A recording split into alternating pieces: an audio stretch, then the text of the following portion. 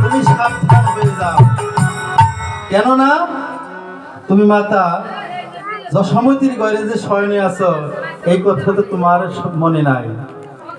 তুমি জাগো, জেগে তোমার বসন পরিত্যাগ করো, কেননা নিকুঞ্জ কাননে রাধারা গোবিন্দ বিলাসে মগ্ন ছিলেন।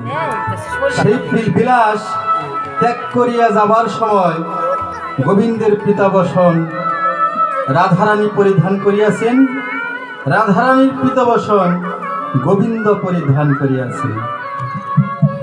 এই অবস্থায় ওরা নন্দালয়ে এবং জটিলা ভবনে শয়নে আছে। তাই ভগবতী জাগাতে এলেন যে তোমার এই দশা দেখে তোমার মাতা মন্দ বলবে। তাই ছতরে উঠিয়া তাহারে বন্দিয়া নয়ন কচালো হাতে দেবীর আশিস পাইয়া বাহির হইয়া